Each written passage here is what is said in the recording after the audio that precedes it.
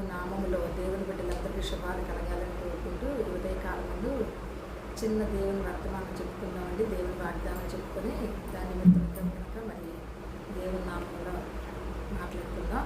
ప్రభు యొక్క ఉచితమైన కొరకు మన పక్షంగా ఎంత ఉందంటే చెప్పలేనంత ఉందండి. ఆయన ప్రేమ, ఆయన దయ, ఆయన జాలి కనుక ఉండబట్టే ఈ ఉదయం మనం చూస్తానికి దేవుడు ఆ యొక్క అద్భుత కార్యం, ఆశ్చర్యకార్యం ఈ దినం అనేది మనకి ఇవ్వడం అనేది ఆయన దయ, ఆయన కనికరాలు. లేకపోతే మనం బ్రతుకుందాం.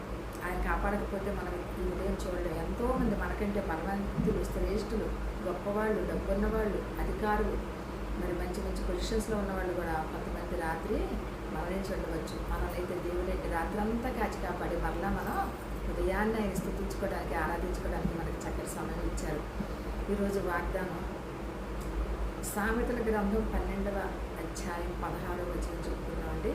వివేకి నిందను వెల్లడిపరచక ఊరకుండును.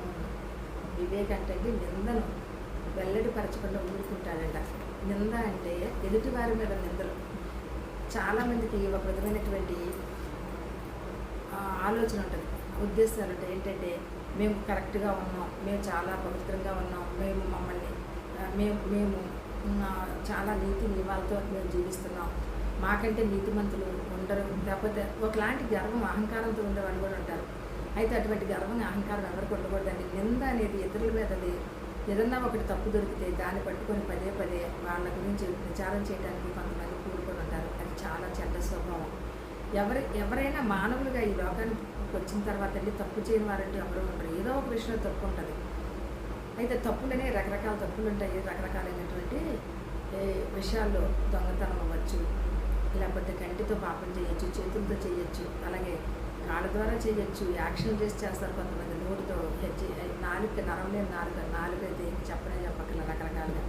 అయితే దేవుడు అంటున్నారండి, నింద అనేది ఎవరిదైనా నింద మనం వేసేటప్పుడు ఇతరుల మీద ఆ నింద అది కరెక్టా కాదా, మనం వేసేది నింద, మనం మాట్లాడకూడదు, మనం జస్టిస్ చేయకూడదు ఎవరి గురించి అని దేవుడు చెప్తున్నారు. దేవుడు తప్ప తీర్పు తెచ్చడానికి మనకి ఎవరికి అధికారం లేదండి. ఈ లోకంలో మనం జీవిస్తున్నామంటే ఎంత తగ్గించుకొని, ఎంత ఇతరులకు మనం చేయగలిగిన సహాయం, ఎవరైనా అడిగితే సహాయం చేయటం వేరు. అడగకుండానే వాళ్ళ కష్టాలు తెలుసుకొని, తెలిసిన వారిలో వాళ్ళ ఇబ్బందుల్లో మనం కనుక పాలు పంచుకుంటేనండి, అడిగి సహాయం చేస్తే దాన్ని మించినటువంటి దైవంతో ఇంకోటి లేదండి. మానవులుగా మానవత్వం కలిగి ప్రవర్తించాలి. ఇతరుల మీద నిందలు వేసి వాళ్ళ మానసికంగా ఇబ్బంది పెట్టి వాళ్ళకి మనస్తృప్తి లేకుండా వాళ్ళు జీవించే జీవితానికి వాళ్ళు పాపం మూట కట్టుకోకుండా ఉండాలి. మనం కూడా మన దేవుని విషయంలో మనం ఈ వాక్యం ఈరోజు మన కొరకు మనం మాట్లాడుతున్నాం. వారిని తగ్గించుకొని మనం జీవించడానికి దేవుని నామంలో